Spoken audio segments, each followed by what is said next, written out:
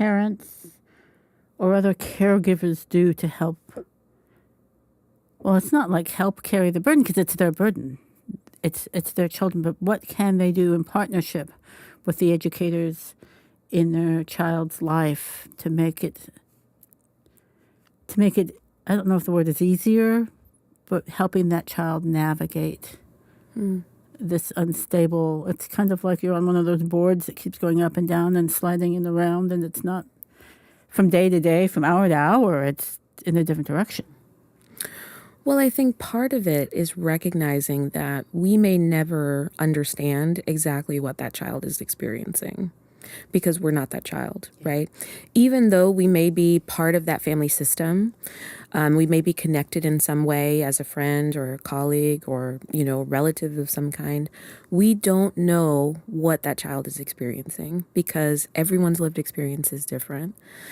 And so I think it's important for there to be open communication, open connection, and collaboration so that we can create, in essence, like a wraparound type of care for that child. So what is it that the child needs? And sometimes it's just asking, hey, like, what do you need in this moment? The child may not know. They may have no idea. And that's okay, right? We shouldn't necessarily expect them to know because sometimes, especially depending on the developmental age of the kid, right? If we're talking about elementary school students, even middle school students, they may not have the ability to contextualize exactly what's happening and then conceptualize, okay, this is what I need to be okay. But asking them still, right? Because that informs the child that their voice matters. What's happening for them is noticed, is seen, right? So that goes back to that feeling seen, feeling heard, creating like transparent and open communication with the child, because that can help, that goes a long way to help repair that loss of safety that the child may be experiencing, which we commonly see with individuals who've experienced some form of trauma.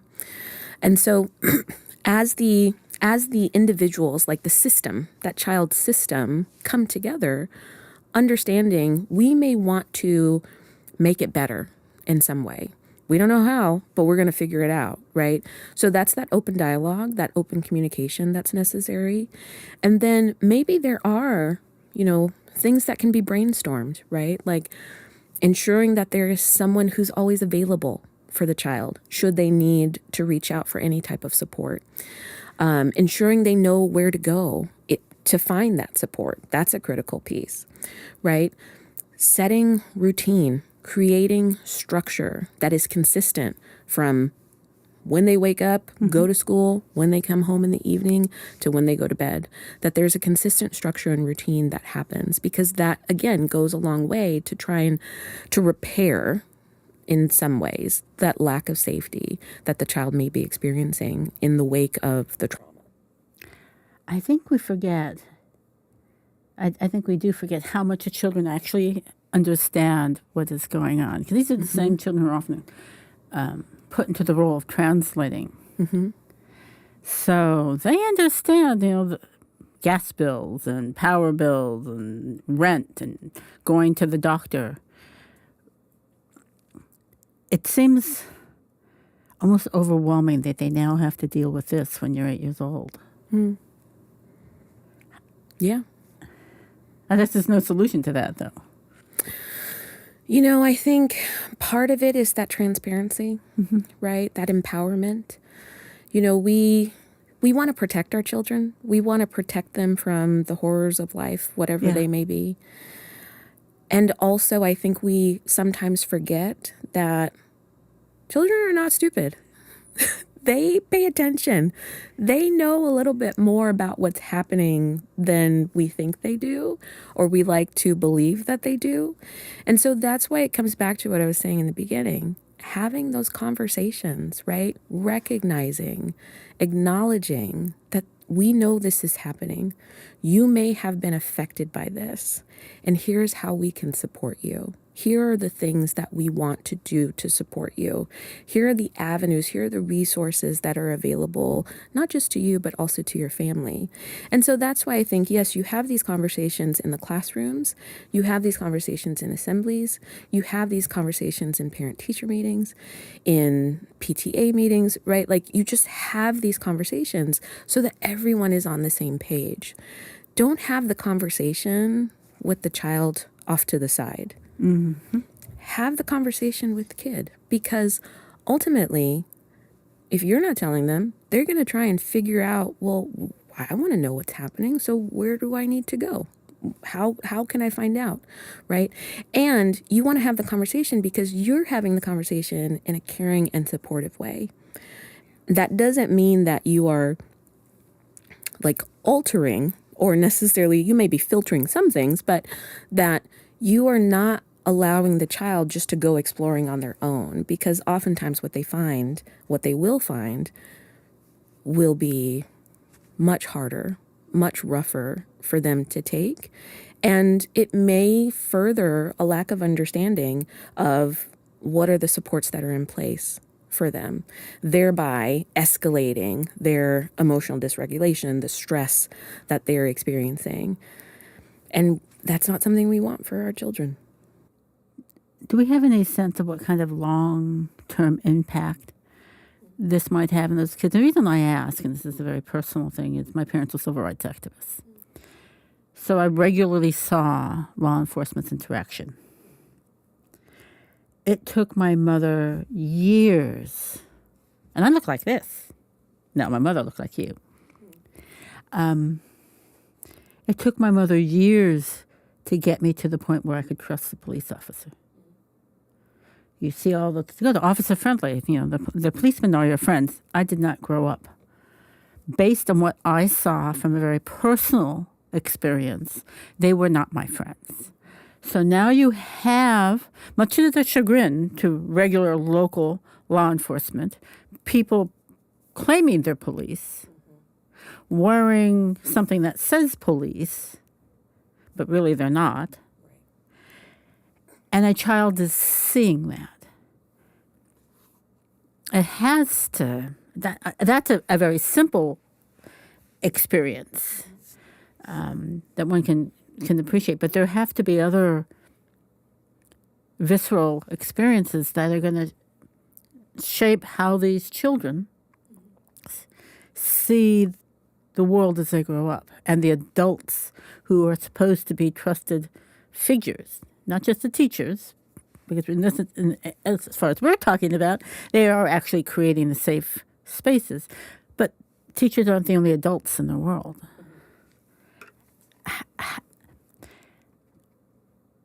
Can we envision yet what that will be like for them?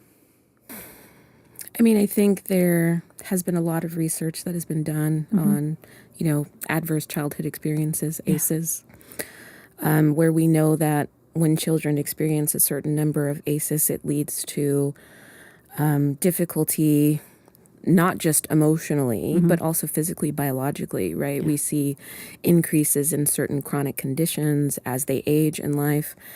And that said, right, that lack of trust that you talked about, that I got a sense just as you were talking that was something very affecting to you and still is to this day. That is a common experience for individuals who've experienced trauma. Yeah.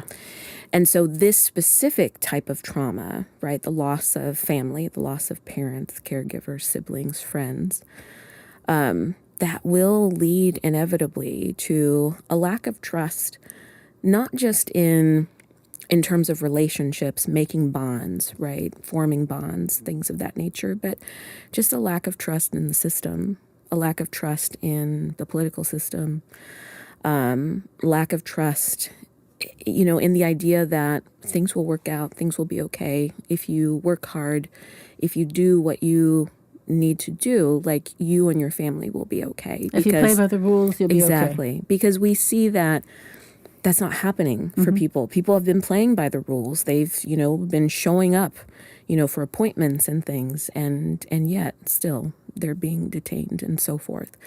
And so adverse childhood experiences, or ACEs, yes, like I said, we know there's been a lot of research that's been done over the years to show how detrimental they are to the health and well-being, the development of the individual long term, and how it affects the person's lifespan. And so I think one of the things that is important for us to consider is, how do we create systems, we create spaces that in essence can counteract or attempt to counteract. So you mentioned in your experience that you had your parent, your mother, who worked really hard to kind of reverse or reinstill that trust, if you will. And I think that's part of what we're talking about here, creating spaces where students begin to feel some form of control, some form of trust, of they can reclaim their agency, they can experience still healthy growth and development in the face of, or in spite of, what has happened to them. So we talk about resilience, we can talk about post-traumatic growth, we can measure how an individual was before the trauma, how they were after the trauma, to identify if there's been any growth that's happened. I think there are a lot of ways that we can counteract or act in a protective manner for students who are experiencing this type of trauma. It's not an easy ask, right? This is going to take all of us, in essence, right? So when we think about this conversation we're having here today at CSUN, what are we doing to interface with the high schools and middle schools and elementary schools? What are the schools doing to interface with the families? What are the families doing to interface with children, right? It's kind of like, I don't like trickle down. I don't like that word because I think that evokes certain things. But it really is, how are we all coming together to support these students who are experiencing this trauma? It almost takes a village. Yes. But we need to expand our village, because it seems right now the burden of helping these children navigate this trauma, and I use the term caregiver because the parents may suddenly be in a concentration camp. So I almost feel like the burden's falling on the educators and the caregivers who themselves, given the circumstances, are experiencing similar trauma. So sounds to me we need a bigger village. Yeah. Yes. Yes. And I think that's where educators, not only in P-12 education, but in higher education, can really step in to offer support, to offer ways of engaging, right? Training around mindfulness, training around self-care, how to have these difficult conversations with students. Because we're asking teachers to, yes, like, have this conversation with your student, recognize, acknowledge what is happening for them, knowing that there may be something that's happening for you, right? Yeah. But how? It's not like, it's so simple. Every kid is exactly the same. Exactly. And it's the recognition that not every kid is the same, right? Each of them has a different lived experience. Each of them may be struggling in different ways. And so knowing that, you are in essence creating a community of peer support, right, for the students. You're creating spaces where they can feel emboldened, if you will, to seek support in their peers, to seek support not only in the teacher or in the counselor, the psychologist, or the administrator, but hey, I know that I can reach out because this person was in the room with me. This person had heard the same thing, and I know this person and I feel comfortable with this person.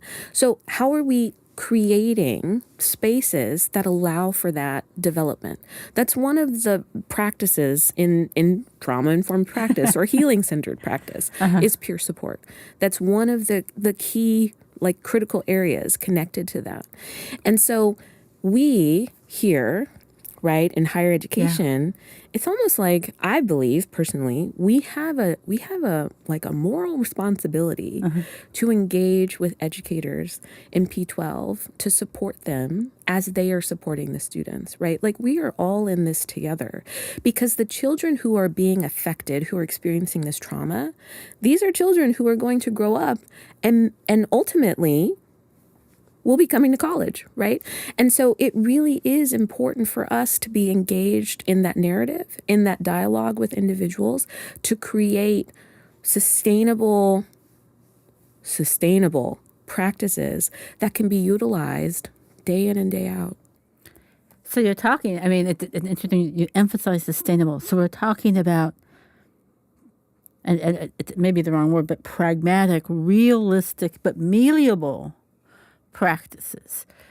Not suddenly, we're going to go shoot for the stars and the moon. We don't have time to get all the way up into space. I would love it. But no, let's focus on what's happening right now. What is the need right now to support the students, to support the teachers? What needs to happen right now, and how can we accomplish that? It sounds to me we need safe spaces or calming corners, depending on your age. I can see that really working with a 5-year-old, but I do not see a 16-year-old say I'm going to a calming corner. And it may not, right, it may be termed differently. Safe spaces. Perhaps it's, it's someone's office or it's someone's classroom, because we know teachers have free periods.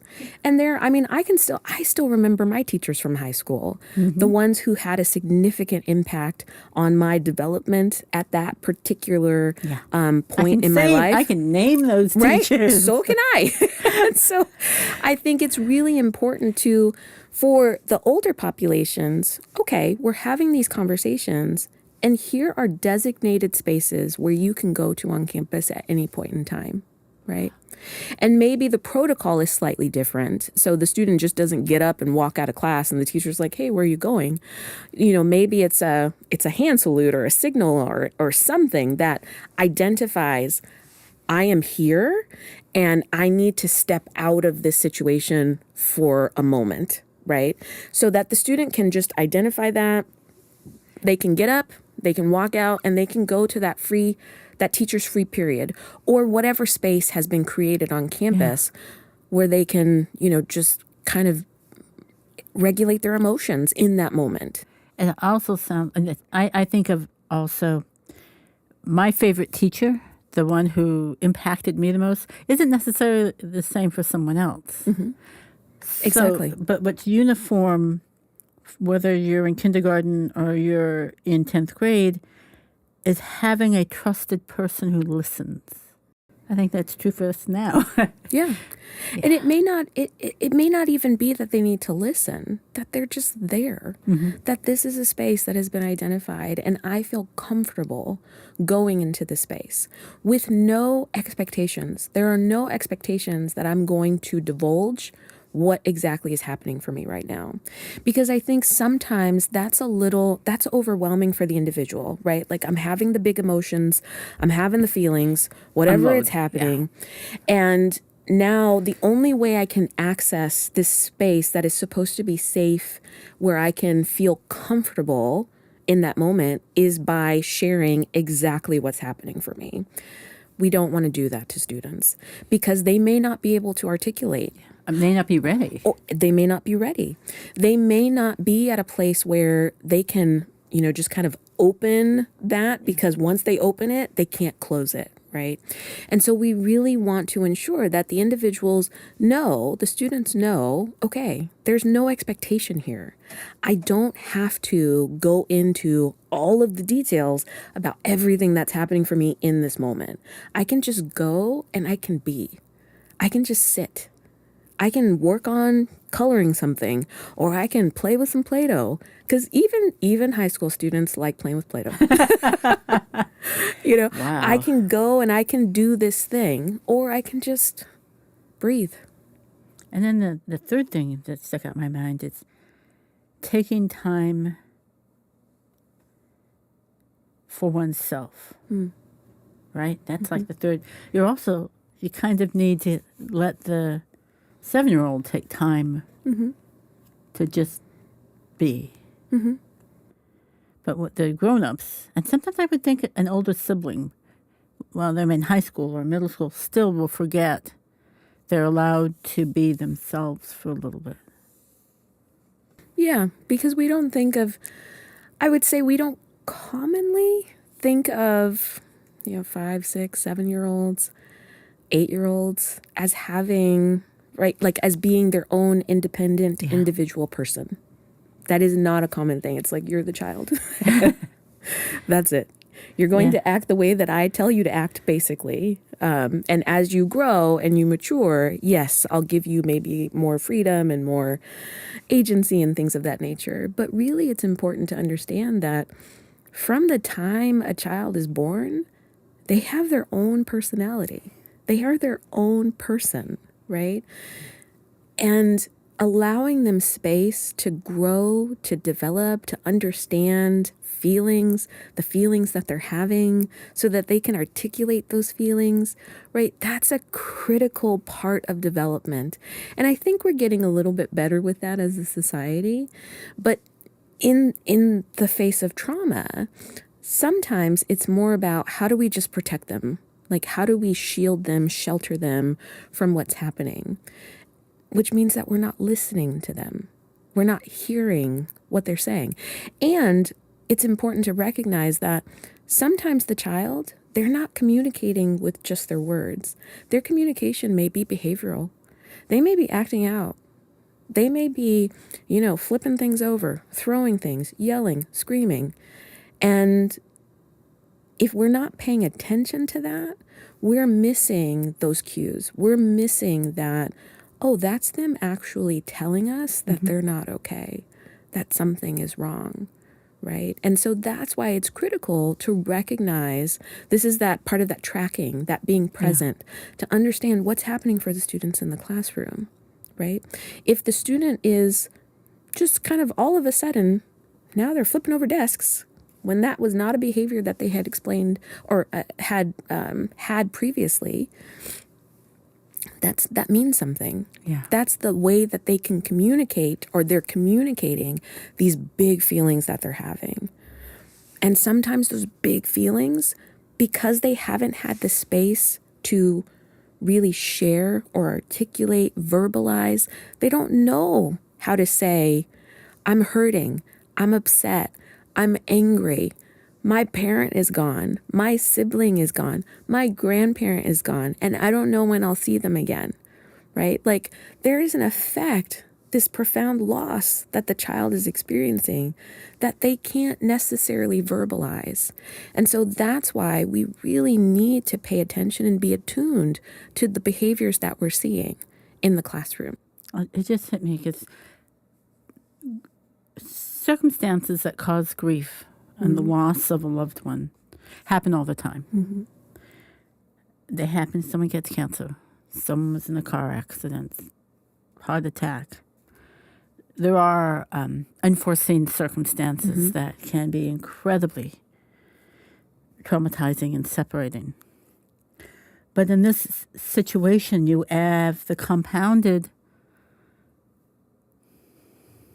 conundrum of, in many instances, they were doing, the person who has disappeared, had been taken away, been arrested, detained, was doing everything right. They were showing up to court hearing. And the people who took them away are the people the child was raised by their parents and the people in their society as people who allegedly are looking out for their best interests.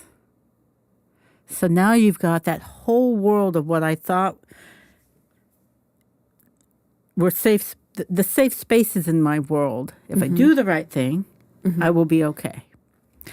And the governmental officials and their designated law enforcement representatives are supposed to be my protectors.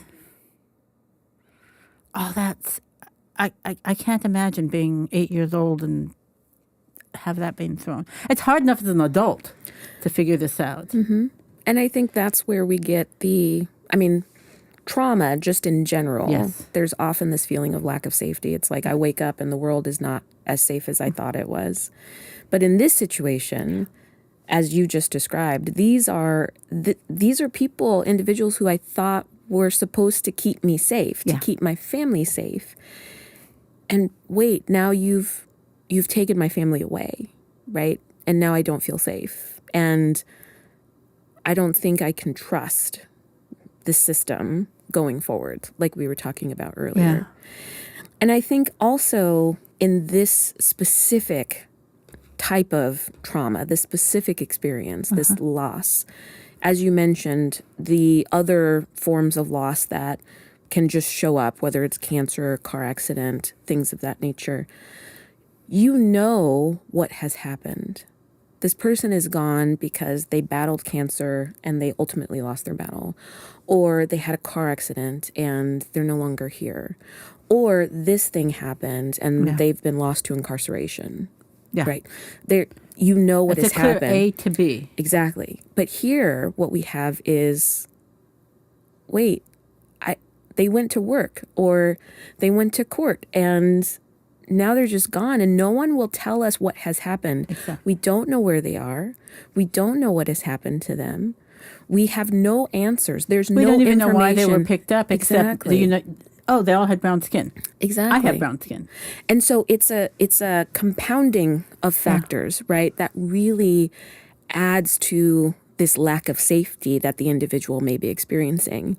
Because really it's I could just be walking down the street and someone could just take me, and this is the world I live in now. And then someone who take me is not that stranger danger. It's someone in a uniform I was told to go to if I felt I was in danger. Exactly. That just turns it, I don't envy teachers, to school counselors, because it also applies to them as well. It does. It does, because they may be having a parallel process. Yeah. They may be experiencing a loss of a family member who was there one day and is now gone. And now they're contending with, what do we do in the aftermath of this person being gone? And so that parallel process, right, it's happening concurrently with what's happening in the lives of the students who they are there to support. And in some ways, we think about, for teachers, for counselors, right, having that perspective, how does that potentially help you to be present for the students who are experiencing this similar type of experience? But it doesn't, you don't have to have experienced the thing to be able to support the student. But I think going back to the parallel process piece, right, that's why it's so critical to understand what's happening for you. So as you're sitting with the student, as you are bearing the weight of what they're experiencing, as they have, they may have chosen you as that safe person where they feel comfortable disclosing all of the feelings, all of the experiences that they have had, recently as it relates to the loss of the family member, right? Checking in with yourself to understand what's coming up for you. How is that affecting me personally? And what do I need to do so that I can be okay, right? That I can be okay and continue to be present for the child. We're asking everybody in an educational setting to be understanding and patient in ways they may not have thought they needed to be patient in the past. Mm-hmm. You have anything else to add, or I could keep talking to you forever, and I realize we've been talking an hour. Has it been an hour already? Almost, yes. Oh, wow. Yeah, time flies. Anything else you wanted to add? Well, I think one thing is just that back to that patience piece. I think there needs to be patience, not only, right, patience for the children, 100%. Patience for yourself, right? Giving yourself grace in the moment. Not, if you don't know how to handle a situation or you don't know what to say, know that that's okay. Because we are in an unprecedented time. This is not a time that many of us, ever thought we would see in our lifetime. And so recognizing that I don't know what to say, and that's okay. And also recognizing that there are resources out there to support you, right? Wherever they may be, within your district, outside of your district, If they're matadors, can they call the Eisner College? Absolutely. Absolutely. We are here to support you. We have so many individuals who are connected with school districts, not just in educational psychology and counseling, but in other departments within the College of Education as well, right? So if you need resources, please don't hesitate to reach out. And I know that many of my colleagues are already working in the schools, providing resources and supports to the teachers, administrators, and counselors that are doing this very, very challenging work. And I know why you say people who become teachers, it's a calling. Because they have angel wings. No one can see them in the back. I 100% believe that. Dr. Minton, it's been an amazing conversation. I truly, truly appreciate you having it with me. And I hope those of you who joined us today for this episode of Diving into the Discourse learned as much as I did and actually listened to and take some of Dr. Minton's advice. Thank you again. Don't forget, you can find Diving into the Discourse on the Cease and Conversation website or on YouTube or on Spotify or on Apple Podcasts, where you can also find our sister podcast, Matador Memories, which explores the history of California State University, Northridge, and its impact in the area.